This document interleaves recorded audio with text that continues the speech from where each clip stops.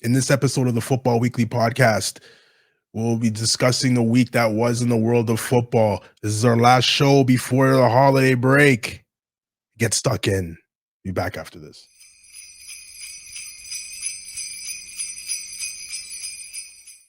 Eto'o! What a goal! Samuel Eto'o! Let's hear it for him.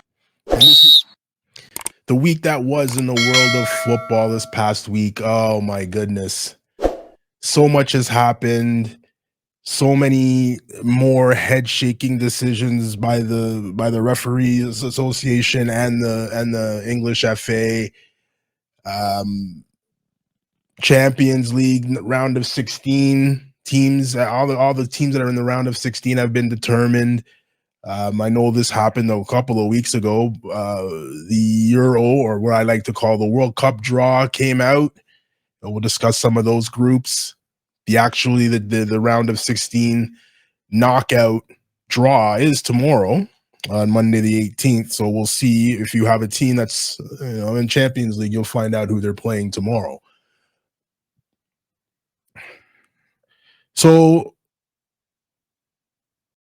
at the beginning of the week, every week I say, okay, I'm gonna do a show and we're gonna talk about this, I'm gonna talk about that. And it's like, well, you know what? It's not enough to talk about this week. And then Sunday hits, and it's just like today was ridiculous. Michael Oliver back at it again. The English FA back at it again. The PGMOL back at it again. I mean, it's just absolutely ridiculous. Every week in the EPL, and I know it's a world football show, and it's not just an EPL show, but the most ridiculous news and the most ridiculous things come out of the EPL. It's actually a joke, but we'll discuss some of those. We'll go through the league standings at the unofficial halfway point of the season, the Christmas break. I know there's games coming up next weekend and through the holidays as well. So I mean, we'll do the Futbol Weekly league roundup for the year, because this will be our last show before the new year. So I'm gonna start off we'll bounce around the leagues, but I'm gonna start off in England with a topic that's close to my heart, of course, being an Arsenal fan. Mikel Arteta. Mikel Arteta, for those of you that don't remember or don't know, went on a rant after we lost to Newcastle, calling the referees a disgrace, an embarrassment, yada, yada, yada, yada, yada. Referees Association and the FA came out with, how dare you criticize us? We were not taking any criticism from anybody, and you're going to be heavily punished and fined if you do. Kim Jong-un type styles. So he had his he had his hearing over what he had said with the FA, and isn't going to serve any more of a ban, any further more punishment for what he had said. I swear, if you guys remember the song by Shaggy, "It Wasn't Me," that's pretty much the defense Mikel Arteta used. But you're on video saying what you said. You said it in a press conference. It wasn't me. It's pretty much it didn't exactly happen like that, but it's pretty much what the verdict that came out of this whole thing was pretty much, yeah, it wasn't me. So what his lawyers argued is that the word disgrace has a different meaning in Spanish. So Mikel Arteta's defense was, and what his lawyers used as his defense, is that the word disgrace, or disgracia, I hope I'm pronouncing that right for all you Spanish speakers out there, has a different meaning in English than it does in Spain, or in certain parts of Spain, where disgrace or disgracia in Spanish means bad luck or misfortune. In England or English words, it's disgrace. It's, you know, it's the proper definition of the word. It's a disgrace. So that was that was the defense. Oh, it has a different meaning. Different meaning in Spain. Oh, but my friend, you were speaking English, my friend. Listen, Arteta's my manager. He's my manager. I get it. That's fine. No further punishment. I'm happy with it. It's fine. What he said in the first place, it's a disgrace. It's embarrassment. Even if it's using the English definitions of those words, he was absolutely 100% correct. But you're not allowed to speak out against anything English if it's bad. So that's why he's being brought up on charges. But to get away with that word means something different in Spanish when I'm saying it in English is crazy to me. And that's why I likened it to Shaggy's. It wasn't me. But I saw you. It wasn't me. Mikel Arteta has been living in England for probably what? Where he played in Scotland, so he's speaking English there. Played in England at Everton for years, played at Arsenal for years, coached at Man City for years, and now is the coach of Arsenal. And you're telling me that he's getting words in Spanish mixed up with words from English meanings? It wasn't me. It wasn't me. So regardless, the FA said, okay, no problem, I guess. We'll let him go. I think it was more of the FA saying, you know what? We've screwed this guy over 4 times in the last 2 weeks. We banned him from we gave him his 3rd yellow card for celebrating a 97th winner at Luton. We gave him a yellow card for coming out of his technical area to celebrate. Let's just leave it. It wasn't you, but we have you on tape saying it, and you've been an English speaker for the last 15 years, and it wasn't. Oh, okay, no problem. I think it's more of that than it is, you know, Arteta's lawyers pulling the wool over their eyes. I think it's more of, yeah, we screwed you over in Newcastle, and we screwed you on this touchline ban, and we'll just let this one slide for you. How about that? So that's what happened to Mikel Arteta this past week. Hilarious.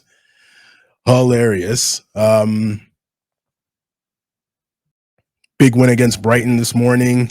Top of the table with a big clash against Liverpool at Anfield next Saturday. That's probably going to be, well, it's definitely going to be a 6-pointer. So hopefully they can get that done. Moving on to another topic. Oh man, how did that get there? How did this get here?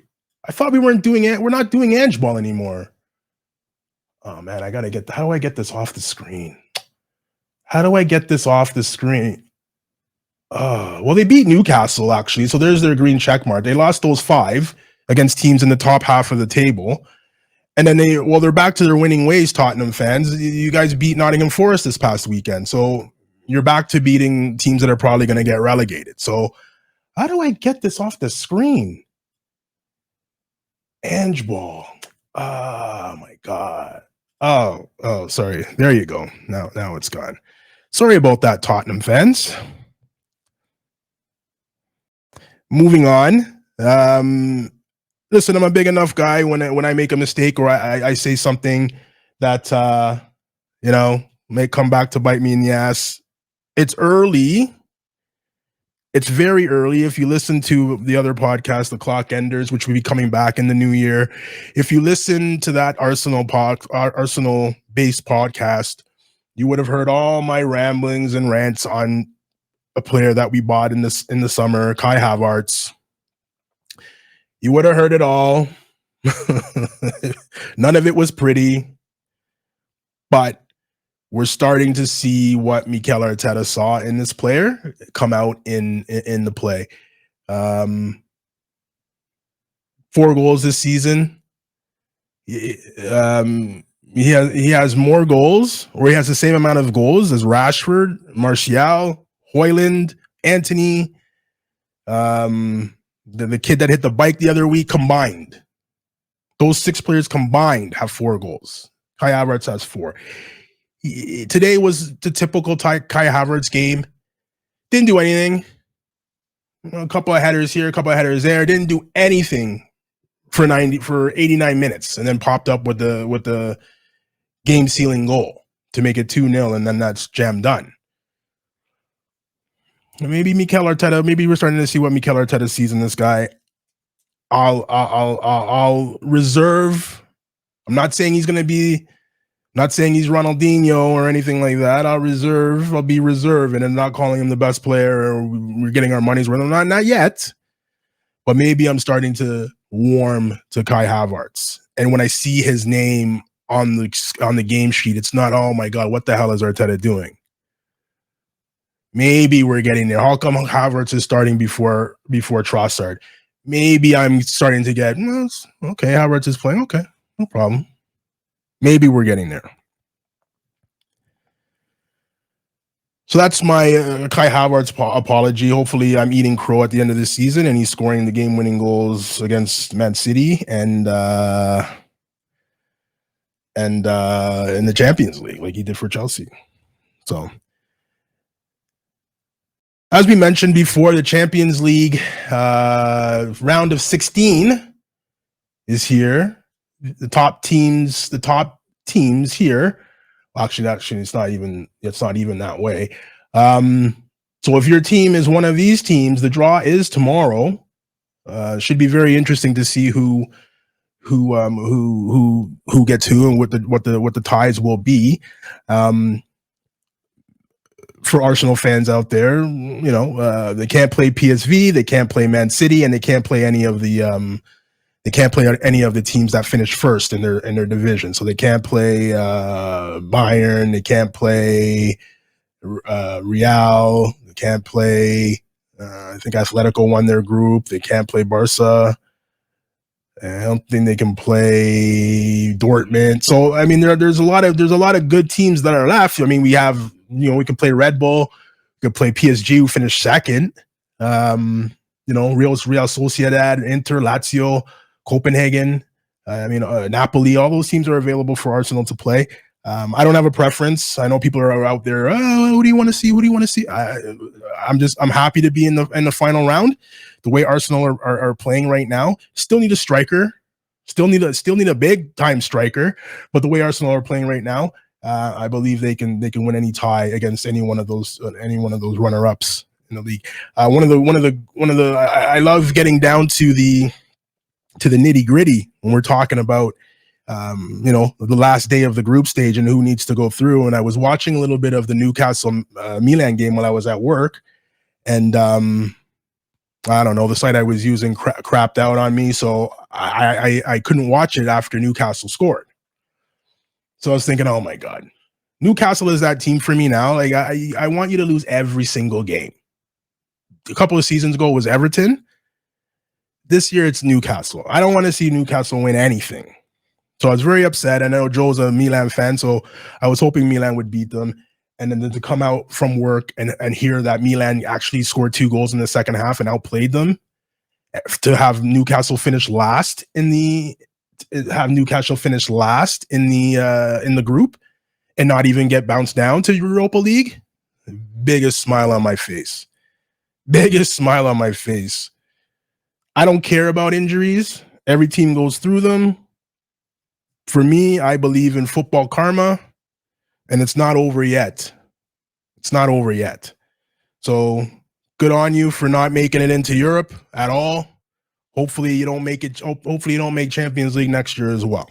For all you Newcastle fans out there, go screw yourselves. We haven't done the Ajax watch in a long time, so let's do it. Ajax watch. Ajax watch. Ajax watch. Ajax watch. Ajax watch. Ajax. I think the last time we spoke they started off, I think, in a relegation zone. The last time I spoke to you, I believe they were in 11th place. They're now in 5th. They are now in 5th place. They seem to have turned it around. They're still ways off. They're like 20 points out of first place. So they're ways off first place. And I think they're 10 or 12 away from a Champions League spot. So we'll keep our eyes on these guys. I mean, maybe not so much going forward. It was just an interesting thing because it was like I said, it's like the Real Madrid of Holland in a relegation zone. they're back to where the top half of the table. They're back to touching distance of Champions League spots. We'll keep an eye on it. Ajax watch. Ajax watch. Ajax watch. Ajax watch. Ajax watch. So I don't know what we're gonna do next. Maybe we'll do. Oh, actually, you know what? I wanted to make a mention of a player for Luton Town yesterday. I was watching, believe it or not, I was watching Luton Town Bournemouth. I was flicking back between Atletico and Athletic Club, and I was watching. That was the only interesting game for me yesterday. I thought Man City would slap Palace, so I didn't even bother watching that. That ended 2-2, so more drop points for Pep Guardiola and his oil money side. But a scary thing happened yesterday during the Luton Town game where a player collapsed. No one around them. He just collapsed. The game was abandoned. Eventually, the game was abandoned, and it brings back memories of Christian Eriksen and other players that have passed out on the field. I was reading some stuff about this player. It's happened to him before. He has a heart flutter, an irregular heartbeat, which causes him to pass out. It's happened to him before. It happened to him when I believe it was when Luton was in the playoff to get promoted to the Premier League. It happened in the final game for that. So I think that was in last year, May. So he was given the all clear to play, and it happened again yesterday. So he collapsed, and you know it's a worrying sight when no one's around you and you just see someone fall face first on the grass. So all signs are pointing that he's okay. He was alert and responsive, they said, when he was on the stretcher leaving. So that's good news. I mean, it's scary, you know what I mean? Because it's like we're I don't know what you, but I play soccer twice a week. I don't have a nutritionist. I don't work out every day. I don't train every day. I don't, do all the things that these professional athletes do. And to be at one of the fittest people on the planet and not have that happen to you, it's scary. It can happen to anybody. So, I mean, if you haven't, go see your doctor every now. At my age, go see your doctor. At the age that we are, go see your doctor. Just make sure everything's okay. You know what I mean? I mean, God forbid anything happens to you. But just wanted to send not condolences, but make people aware of Tom. His name was Tom Locklear. Well, his name is Tom Locklear, defender for Luton Town. So, yeah. I don't know if we're going to do the World Cup draw. Canada's men's team who blew automatic qualification to Copa America. And I just realized that Copa America is in the US this year. I mean, enough. Copa America, South American tournament, have it in a South American country. What are we doing? What are we doing? Anyways, no, don't get me started about the USA.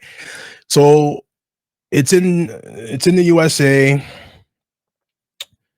Canada blew automatic qualification, losing 3-2 at home to Jamaica. Our goalie juggling the ball on the line at 2-0. Karma comes back and punishes you. Their playoff or playing they still have a way to make it in. They have to beat, I believe it's Trinidad now. They got drawn again, so they play them in March. I think it's just a one game. They play them in March. I don't know where it is, but that's who they were drawn against. If Canada doesn't make this Copa America, if they lose to Jamaica and Trinidad, there's something rotten in Denmark.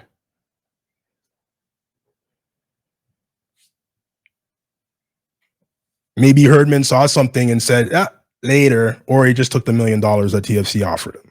Well, I don't know. But it's starting to come out now that, Herdman's saying things about Team Canada and the players are coming out and saying, hey, wait a minute, that's not right.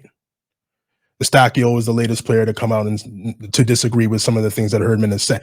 Listen, I don't want any drama. I don't want any drama. This is the first successful men's soccer team that we've seen since 1986, or the team that won a Gold Cup. As soon as we do this, we have issues with CSA. They want money. They don't want more. They don't want to pay the players this. They don't want to provide this for the family. They don't want to blah blah blah blah blah. As soon as we're successful, issues. Coach leaves. New coach comes in. I think is way out of his depth. One of the show's friends, Carmen Asako, is on the coaching staff. I think he should be the guy taking over. But again, we won't say anything. So hopefully they're able to beat Trinidad and Tobago, get into Copa America. I'm not expecting much in for them in Copa America, but at least be able to make the tournament. I don't even know how we got the World Cup draw. So I say World Cup draw. It's the Euros. I know it's the Euros. I say it's World Cup because like I said last week, FIFA only wants European winners as far as World Cups go, or Brazil or Argentina. So they should, like I said last week, they should just invite Brazil and Argentina to the Euros and just rename it the World Cup.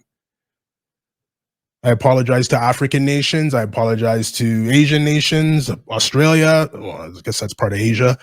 And North Americans, I'm sorry, but you're not coming anywhere close to winning a World Cup. You never will. That's just the fact. That's just the sad reality. It's a fact. Sorry. So the World Cup draw came out. And guys, and I know there's some strong teams, Spain, England should be strong. Belgium is Belgium. They're going to do Belgium things. So they'll win every game 1-0. They should lose probably every game, and then they'll get to the knockout stage and lose there. The golden generation. They don't do anything in this tournament, it's finished. There's no other players coming up. There's none. It's done. Netherlands is a strong team. Of course, Portugal, I don't know if they're still going to be reliant on Cristiano Ronaldo to win games for them. Then yeah, there's an issue. There's going to be an issue.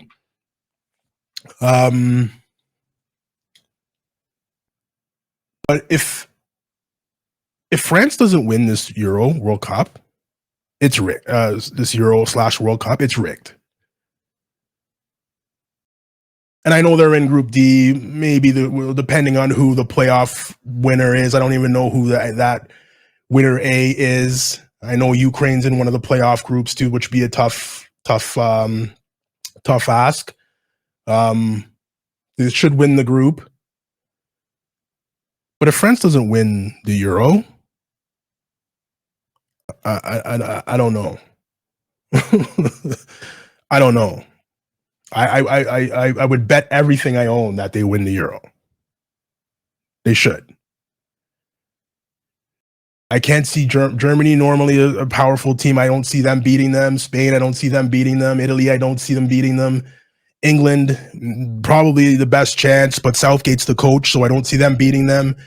Belgium, give me a break. And then Portugal or Czech Republic, I don't see any of those. I don't see anybody in these groups that can beat France. I don't. And I'm not a French fan. I'm not. Believe me, I'm not. I'm telling you. Nobody on this screen right here can beat France. Should be able to beat France, let's say. Because it's football. Anything can happen. How did this thing keeps coming up? Tottenham, I'm sorry. Oh my God. So we'll wait to see the playoff winners and see where they land. I'm sure I should have looked up to see who actually is in the playoff A, who could possibly come into to France's group, but it really shouldn't matter. France should come out of that round stage with 9 points. It really shouldn't matter.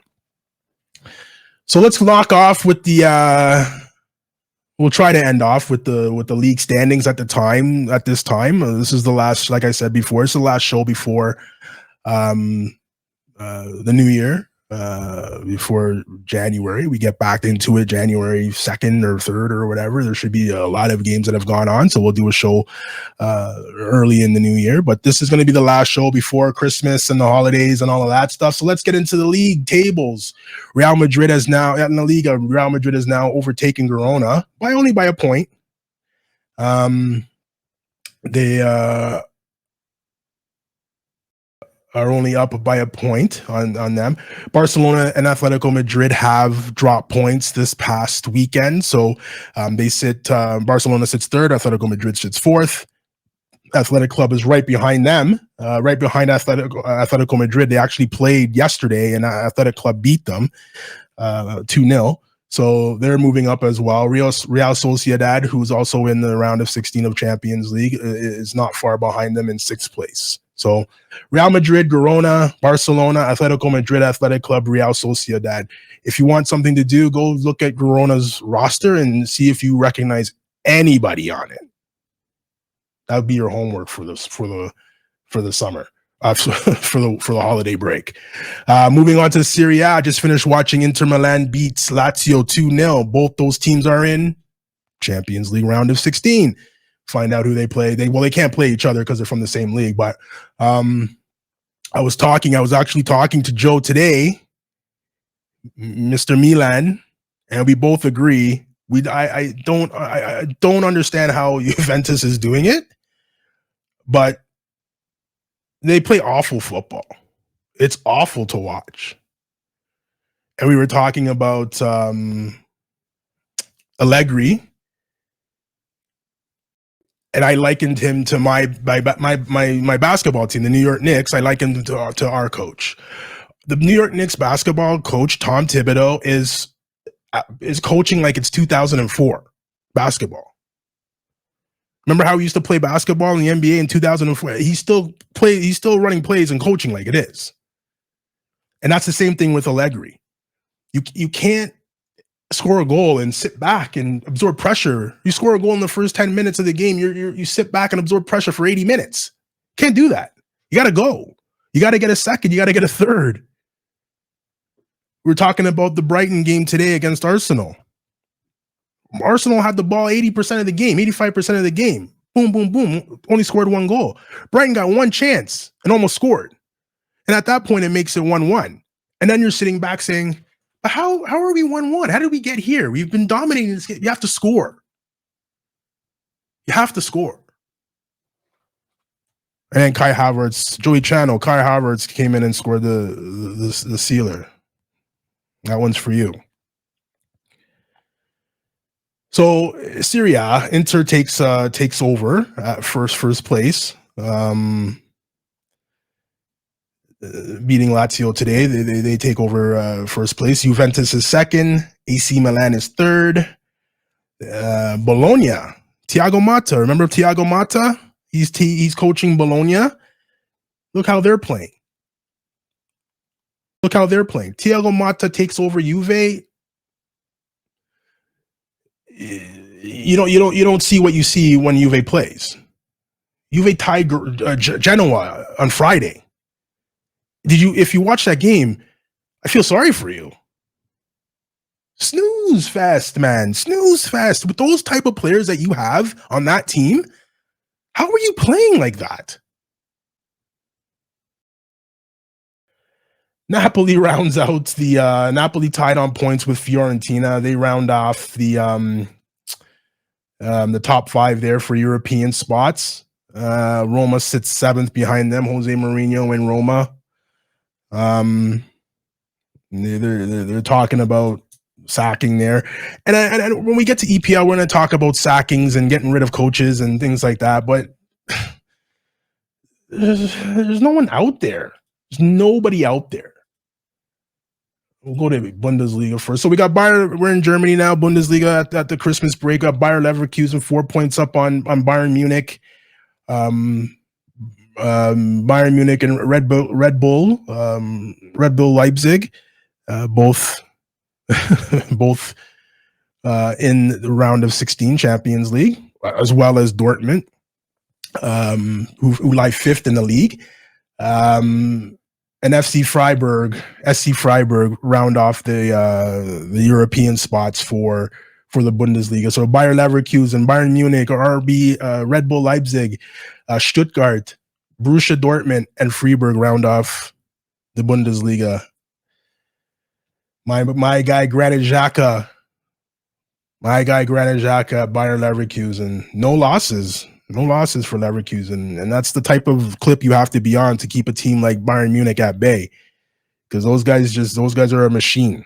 And with the addition of Harry Kane out there just banging in goals for fun, I mean, I can't see this staying the way it is until the end of the season, but who the hell am I?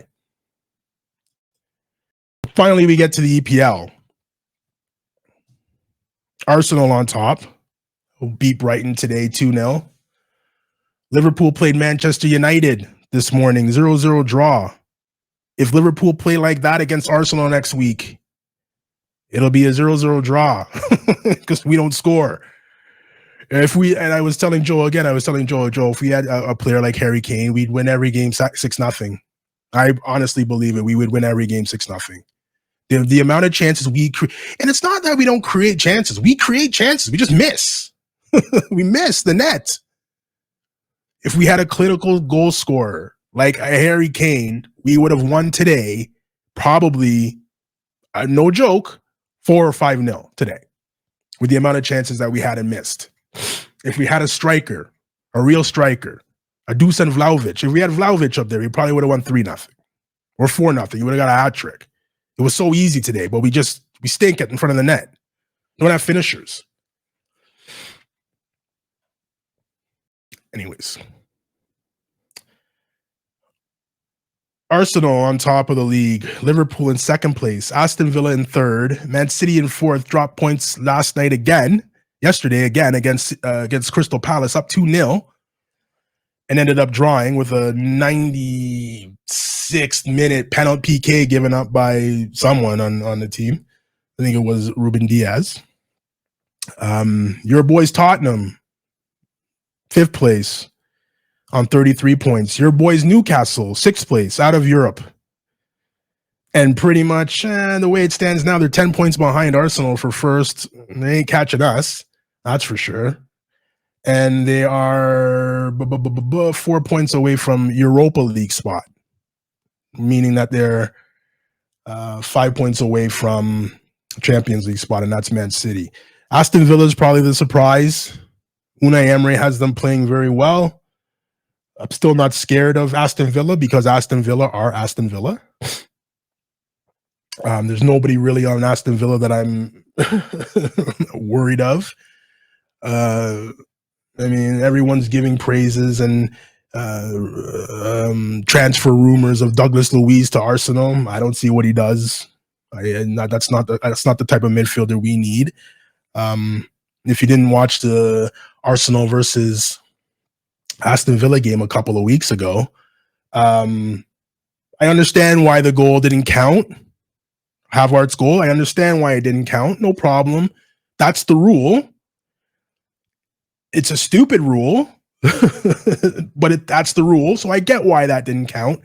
For those of you that didn't see it, the ball was crossed over. It hit the Aston Villa defender in the arm and then bounced to Kai Havertz. It ricocheted off the defender's arm. It hit Kai Havertz in the arm, and then he put it in. And the rule is it can unintentionally hit a defender's arm and not be called a handball, but it can't unintentionally hit an attacker's arm and score the goal. So if it hits an attacker's arm by accident and that person whose arm it hits scores the goal, then it has to be chalked off. That's the rule. If it unintentionally hits the attacker's arm and somebody else puts it in, then it's a goal. It's so stupid. It's such a stupid rule. But it is the rule. How so you're saying it's okay for it to unintentionally hit a defender's arm, which is a handball in the box, but it can't unintentionally hit an attacker's arm and then he puts it in. But if someone else comes in and puts it in, it's a goal? I don't get it. I don't get it. But that's why it wasn't a goal, which is fine because Havertz did put it in. If that's the rule, okay. Like I said, it's a dumb rule, but it's a rule. Okay, no problem. But the penalty shout on Gabriel Jesus, someone has. I see people writing, making posts places and saying, "No, it's never a penalty." What does it take to be a penalty? What does it have to be to be a penalty? What does it have to be to be a penalty? Show me how this is not a. What do you need to see for this to be a penalty? I don't understand it. What? Why do people say this is not a penalty? This is not a foul in the box. Do I have to blow this thing up a little bit? Maybe make it. I think that's as big as I can make it. But is he not kicking Gabriel Jesus' leg as he's trying to control the ball here? How is this not? It is a full. It's not just a brush. It's a full kick. I don't think David Luiz saw him, and he came across. Gabriel Jesus came across to take the ball, and he kicks him under his leg. How are we looking at this in real time and in still images and still saying this is not for me? That's not a penalty for me. Not for me. Well, what does it have to be then? What does it have to be for it to be a penalty in the box? I saw Rodri, the greatest holding midfielder ever to play football. I've put my arm around a girl harder than Hoyland touched him on his waist. He fell down in the box and they got a PK against United. What does it have to be a PK? I don't understand. What does it have to be? People out there, oh no, not for me. No, never a penalty, never. Are you guys okay? Like, are you guys okay? We just came off of a weekend where you learn that a ball can unintentionally hit a defender in the arm and it's not a PK, and then you turn around and tell me that this is nothing? Stop. I don't have time for that. Stop. Arsenal's on top of the league. Liverpool second, Villa third, City fourth, Tottenham fifth, Newcastle sixth. Where's United actually? Where is United? United 7th, Chelsea 10th. Good luck. Bottom half, Sheffield United, Burnley, Luton Town, and Nottingham Forest are all teams that Tottenham have beat as well in their greatest manager of all time. This thing keeps popping up, man. Honestly. Oh, there we go. So before I end this show, 41 minutes. Before I end this show, sorry guys, I know you hate it when I do this, but I don't know if you hate it or not, but Michael Oliver, who was supposed to be the best English referee, proved his donkeyness again today. Diego in the Manchester United Liverpool game, Diego Dalot was one-on-one with I think it was Mo Salah. Ball went out of bounds.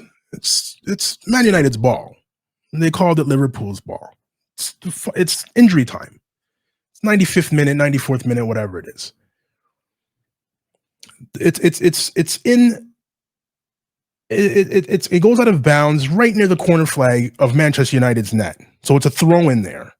You get the ball to someone, they swing it in, head it, just like having a corner. So Dalot, in the heat of the moment, it's supposed to be Manchester United's ball, swings his arm at either the linesman or the referee, which is Michael Oliver. I guess Michael Oliver gave him a yellow card for that. On his way back to the position, and I'm talking like 3 seconds later, on his way back to the position, he was still visibly like, I don't understand it, and then he did it again.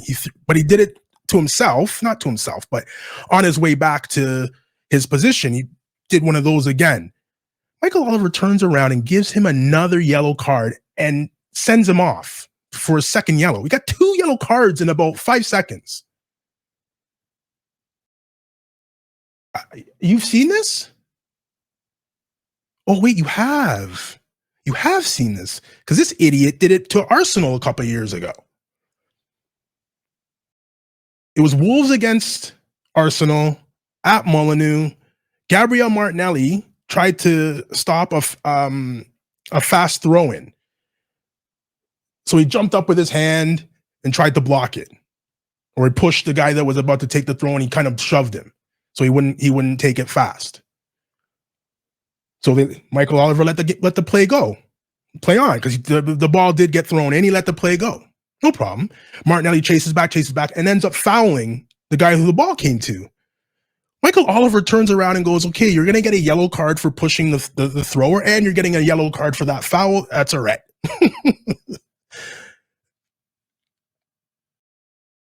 There has to be some common sense here. If you're going to allow the advantage to go, no problem. You can go back and give him a card for that. You can go and give him a card for the foul, whatever you want to do. You give him one card, and that's it. You had 2 fouls there. That's it. I don't want to see your face a foul again from you. I don't want to see you for the rest of the game. But to go give the foul for not having him push the thrower and then giving him another yellow for the foul. This is literally 6 seconds later. A yellow there and a yellow here equals red. You're gone. Mikel Arteta said it the best when it happened. He's like, I've never seen it in my life, but you absolutely 100% have to be willing to do something like that. You have to be willing to do that. Why was Michael Oliver so willing to do that? You have to ask. But today is just, I don't get it today. It was Man United's ball. It's the 94th minute. They've played pretty well to secure a 0-0 draw at Anfield. You missed the call. He's frustrated. Okay, you say it's dissent. Okay, a yellow card. He's not even looking at you, the referee. He's on his way back to the position, and everyone's done it. Everyone's gotten a yellow card for dissent and then said another 10 words after that. And the referee ignores it. Okay, yeah, you're upset, whatever. Okay, I've given you a yellow card. If the magic word gets said, I can understand. And then he gives him a second yellow card and gives him a red. And everybody was just like, what are you talking about? Like, you didn't have a yellow before. He never had a yellow before. Why are you pulling out your red card?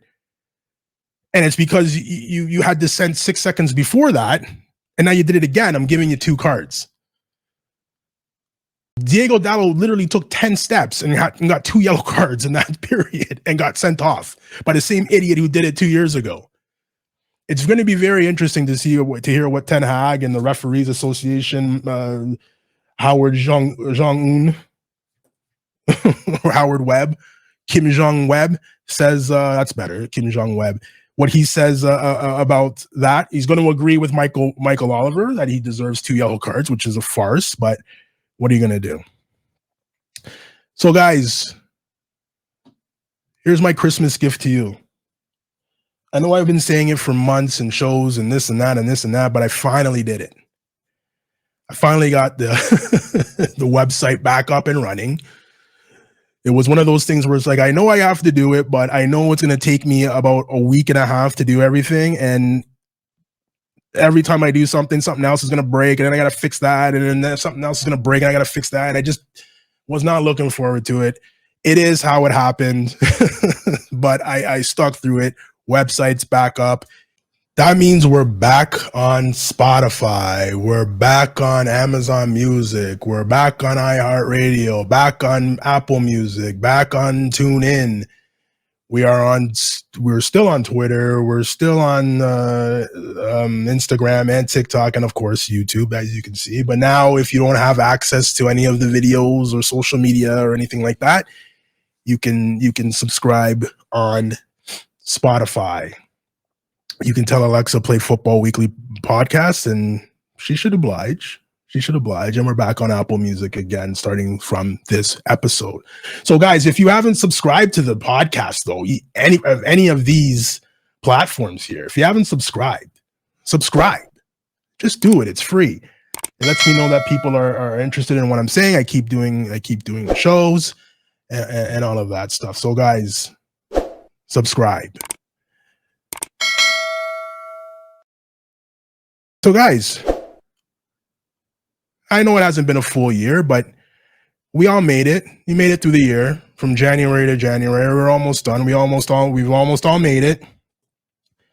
It's been a very interesting year in the world of football, in the world in life as well. So, guys, from the Futbol Weekly Podcast, I wish nothing but the best for you and your families in this holiday season, and a very prosperous new year.